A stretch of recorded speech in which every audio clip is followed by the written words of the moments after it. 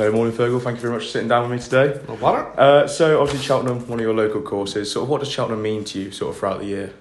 Throughout the year, it's a very special place because, like you said, we're very local. It's our nearest track. It's just a fantastic place any time of year to have a winner. Peter Kavanagh, who wrote a winner for us there at the November meeting, the Paddy Pond meeting, I said to him, it was his first time ever been to Cheltenham. It was a last minute call up, and I just said to him, just honestly soak this up, because every winner there is just so special, especially for us because it's a home game for us. Would know lots and lots of people, just people that would, I'd meet in Tesco's, or people who, you meet in the service station or whatever, just getting fuel. You'd know lots of people, and they're always sort of rooting for you. So don't feel any extra pressure there, but we just love to have winners there, yeah. And obviously, so you were at the March Festival where there was no fans, and obviously we've had a big festival back with the November meeting. It's quite hard for people at home to sort of realise the difference, but can you sort of just describe sort of what it means, and sort of the vast difference between having fans there and everything? Yeah, look, you compare night and day. Like last March, you were waiting for a tumbleweed to come through, so it was one of those experiences that, it's one of those you never want to experience it again. We felt very lucky to be there for a start. Racing went ahead, and it was competitive racing, and although this side of the water didn't do very well, but and the Irish trainers mopped up. But it was great to be there. But at the same time, it was a bit surreal, just not having that crowd, just not having the people there. Very eerie, it was something that I won't want to go through again. And sort of looking at the December meeting that we've got coming up soon, what sort of level of importance does that hold for the national hunt season sort of in general? Is it a good time to test out, it's the last multiple sort of day festival sort of at Cheltenham before the big one? Is it always sort of a good milestone to test out how horses are going around Cheltenham? I think the November meeting sort of does that. Anything that runs well at the November meeting will sort of be always looking to go back in March, and you might necessarily not go to this December meeting. But it's a great time because it comes just before the Christmas period. People are using it for Christmas parties in the old days and things like that. And it's a great race meeting to have. Yeah. And looking at one of the highlight races on the card is the Caspian Caviar Gold Cup. Yeah. You currently have one in the sort of early entry stage, Silver Hallmark. Can we expect him to see him in the race? Yeah, a lot can happen between now and then, but the plan is to run him there. His race at Carlisle's worked out very well. He finished fourth that day.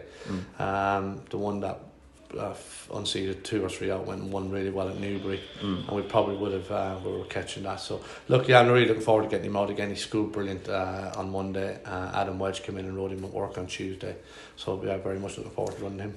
And it's always difficult, we're 8 days out. We don't have, the only one we have is the Caspian Caviar Gold Cup for entries. Can we expect to see sort of any more? Have you got any more lined up for any of the different races, maybe the international hurdle or anything? Nothing for the international, but we'll have 1 or 2 there. That we're in a sort of transitional period at the minute because the ground's been so good. We've still got a few summer horses kicking around, and it just depends whether the ground stays good enough for them or whether they've had long enough. And we've got sort of 10 days or so to find that out, and we'll sort of eke our way that way. Yeah.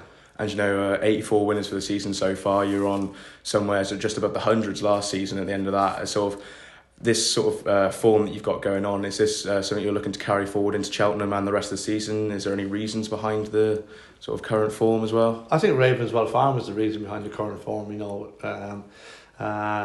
had a quietish week. We had 4 winners last Monday out of 4 runners, which is great. And then they haven't run bad in the week, just haven't won. We've hit the crossbar a few times, and that's just sport, and you have to keep tipping away, and they'll come back running. But the horse is in great form, got a great bunch of staff and owners and stuff, so feel very lucky to be here. I think but the key thing is, you've seen here this morning, Ravenswell Farm is just a magical place to be. Yeah, it is an amazing place, definitely. And I've spoke to a few people around here. They're all lovely, and obviously one of your key members is Paddy. Obviously, you've got a great relationship with him. Sort of how important is he around the yard, just for obviously riding winners, and just his sort of morale with the team and everything? It depends on what day of the week it is, what side of bed he gets out, how important he is around the yard. But he's massive, people. You couldn't overstate how big a part Paddy plays in what we do. From his feedback to just his general care for the horses. He's helped with the jockeys. He's been brilliant with all the boys, Max, Connor and Liam. Very good with my daughter Fern. And yeah, he's a real team player. You know, we got Volkovka in the weekend on Saturday, which he didn't ride at Carlisle. So you know, he was the one who suggested Peter Kavanagh stay on it because he takes a valuable 7 off. And so yeah, like he's a massive team player. And you mentioned Max, Connor and Liam there. Obviously, they'll be learning off Paddy and stuff. Are they sort of going, you know, in a really nice progression? Is it always good to have them around the yard so you've got extra people to rely on other than sort of your main Paddy? Oh, definitely. You know, you need that backup. When you got, you know, we've probably got 140 horses in training at the minute, so you need a massive team. You know, and Keelan Woods will be added to that as well once he's back from injury. Although his priority with Ben Pauling, he's still ride a lot of the horses at Martin's Hill, and even though he's off, you know, he's still at the yard and he's sort of overseeing things with Dave and Jody and stuff over there. So so looking forward to having him there. And we got Lily Pinchin over there as well, who rides a couple for us on Saturday at Chester. And you mentioned Fern there, obviously. How sort of happy are you and excited to see her coming through the levels, sort of get on horses day in, day out, and sort of being able to ride horses in competitive races? Yeah, you're just looking at your own child there who's really living the dream. You know, she gets the best of both worlds. You know, her school boarding on the water, the Cotswold School have been very good with her, and you know, she was in here this morning riding out. She comes in on a Monday, Tuesday, and a Friday as well, till she'll do more lots than those days. She doesn't start school till 10. So they've been very good with her, and she's had a couple of rides during the school times and stuff, and they've been very understanding, and it's what she wants to do, it's her passion. So we got to try and help give her the best opportunity we can, and then it's down to her to take those opportunities, you know. And I actually parked up behind you at a Stratford race day in the summer one time. I saw your whole family was sort of gathered around your car and stuff, and they came down to watch the races. Sort of, is that something you sort of love about sort of the whole sport? You know, the whole sort of inclusiveness of the family and everything. Oh yeah, definitely. Look, I'm very lucky. Fern's sister Daisy, who doesn't ride but loves the racing, and it's a massive part of it. This is why I get out of bed every morning, is for the 2 girls, you know, and Sally, and for my family, you know.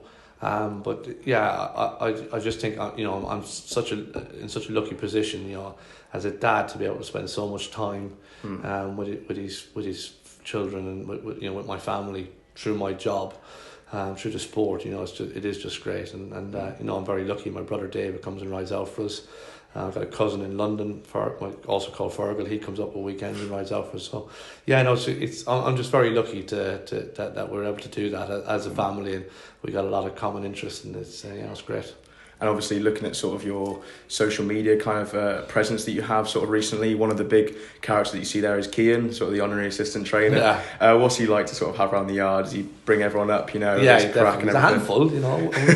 Wouldn't want him here every day. We had a good day with him at Southall the other day. We're meant to have one in the bumper for his birthday, but didn't work out. But no, look, he's a lovely lad, and he what you see with Kian is what you get, and it's that raw emotion, that real, you know, no filter. When he sees Paddy, he's like, it was lovely. We were literally stood talking, and Dan Skelton had a winner, and he ran across the race course to wish Dan good luck. And what's lovely is that everyone embraces it. You know, Dan turned, gave him a big smile, gave him a high five. You know, look, he's our honorary assistant trainer, but he loves everyone, you know, and that's just key. And he's just he's just a lovely, lovely lad. And I saw, you know, I think I saw a video where you were walking down the horse walk. I think you might have picked up a winner or something. You spotted Kian on the sideline, you know, and your face sort of lit up. Is it always great to see him in those sort of surprising situations and stuff like that? Yeah, no, it is. Yeah, that was a Cheltenham actually. Yeah, no, definitely, and it's lovely for him, and you know, we definitely embrace the fact that he you know, he gives us a lot. You know, we get a lot out of it. You know, to make anyone happy is nice. You know, but he gets so much out of it, and it's displayed for everyone to see, you know. So he's a great part of it. And sort of looking at that social media aspect of things, that's sort of grown very sort of rapidly recently. So where did it sort of start from, and sort of, you know, why do you think it's grown so sort of quickly, as I just said? I think Dr. Simon, who you met this morning, he does all the social media, and I think he's just, you know, the thing about Simon is that it's what he does is his passion. It's not his job. He's a doctor by trade. It's what he does as his hobby, passion. Definitely not his job, because I don't pay him. So we keep talking about 100% pay rise, and I'm happy to do that, because 100% of nothing is nothing. So he's just brilliant, and how he brings everything across. Yeah, he's a different level, you know. And certainly we wouldn't reach the people that we have reached if it wasn't for Simon, you know. So it's great, and it's everything from the fun side to the serious side. He covers all aspects of social media, I think, very well. And wouldn't be without him. I saw you actually had a TikTok account. Does he run that as well? Yeah, he's very much into his TikTok. So obviously that's a massive sort of like thing with the modern day sort of thing. Yeah. Do you feel like that's something that horse racing itself can sort of incorporate in its game? I know it's quite people consider horse racing maybe it's a bit sort of old fashioned kind of thing, but there is sort of movement to sort of progress it to the younger people. Oh, definitely. You know, he does some great TikTok videos. Does some great, you know, just the music he puts to the horse's schooling or just going around gallop or some slow mo. His taste in music wouldn't be the best now, but yeah, no, he's very good at what he does. Yeah. I saw the one where it was they didn't go off at when the starters' orders came down. They all stood still. I think that was John Bond's race. Yeah, that was brilliant. That was good. And that's the sort of thing. That's where he's so good. And for you, you know, you're a young lad, and for you to think that was good, and it's engaged you, so it'll have engaged others as well. And that's what we're trying to do. So I've got actually a picture here, and I was wondering if you could just describe sort of your feelings and sort of memories of this. So it's your first grade 1 success jump in the last. Can you sort of describe to me sort of, you know, how that happened, sort of how you felt after it, and sort of your excitement, really? Yeah, no, very proud, I suppose, is my first when I see this picture. You know, this was the first horse that Sally and I bought together for Chris Coley. We paid 33 grand for him, and this was the plan for him from a long way out, was to go to the Challow. And you know, at one point I thought he was going to win quite easily, and then he really had to dig in. And so it was a great day. It's just fantastic. It's sort of, you know, it wasn't lost on us, and it's you know, to win a grade 1 it takes a lot of doing, and to do it with that little horse who was so brave. It was great to do it with him. Yeah, and for Chris Coley as well, who's been a massive part of all of this. You know, he's still my business partner. He's normally here in the mornings, but not here this morning. But yeah, so to do it in Chris's colours as well has been brilliant. But Chris gets a lot out of every winner. So but that particular winner, it sealed everything for us. Really, resonates nicely. Yeah. So sort of, you said, you know, it's always great to win a grade 1. Do you have any sort of long-term specific goals, something you'd really like to achieve while you're sort of training? No, obviously, you know, you want the festival winners, you want the grade 1s, but what you want to do most of all is do your best with what you've got, you know, and you know, and that's what we try and do, and I think that's what we do. You know, I think there's very few that leave us and go on and do better, but if they do, that's fair enough as well. You know, that's just the way it goes. And sort of, you know, I always describe this as sort of a little bit of a boarding school, and that, you know, it won't suit every horse here, or routine won't suit everything, but we try and adjust things a little bit, and if we feel that, you know, we're not benefiting the horse, then we're not afraid to suggest it's tried somewhere else, you know. So I recently read a sort of a feature article that you did with Riaf Al Samari for the Daily Mail. Yeah. Back in March of this year, I believe. Yeah. And you sort of referred to yourself as the Leicester City on the trainers list. Sort of now in that sort of 9 months, you've had some great success over the summer jumps. You know, you're top of the winners table, I believe. Is that correct? Yeah. Do you still see yourself as the Leicester City, or do you feel like you're more in there now? Well, I suppose the Leicester City probably I've got more money now because got King Power and stuff behind it. But yeah, I suppose it's we're just we haven't got we're not the Man City or the, you know, the big clubs. Yeah. So I suppose slightly Leicester City. Yeah, still quite happy with that. They're doing very well. Doing right at the moment. Yeah. No, and which one of your most treasured memories, sort of, in your whole training career, would you say? I suppose obviously Poetic Rhythm is a massive one, but I suppose Lord Landon, a horse who's owned by some local people, Cheltenham, in Cheltenham, rated 105, winning at Cheltenham one day. Yeah, that was phenomenal. Because he wasn't the best horse in the world. He was, you know,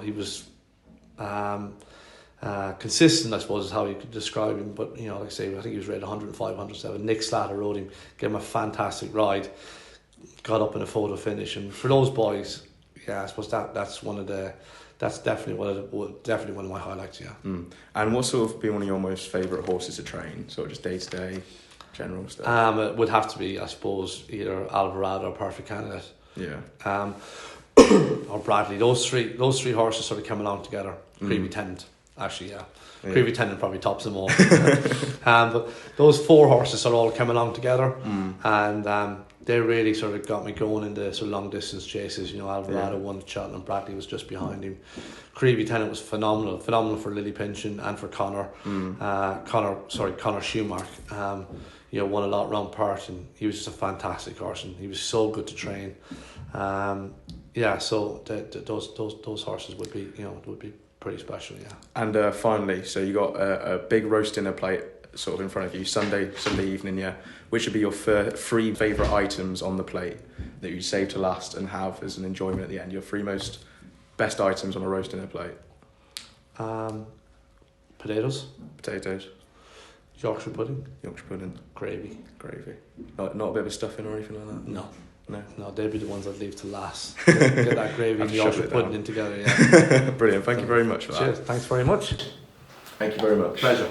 Yours?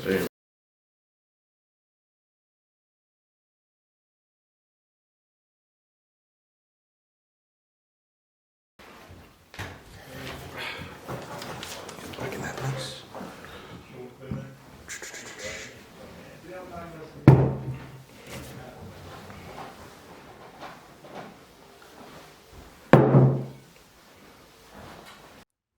Just want to say a massive thank you to everyone at Fergal's Yard that I met. You know, Fergal, Sally, Dr. Simon, everyone that I met, all the owners. They were amazing. Everyone who was riding out the horses when I was looking at the gallops, they were really helpful, really friendly. And yeah, it was an amazing day. Thank you very much for the opportunity. Finally, please like, subscribe, share it about as my first video, and I hope you enjoy.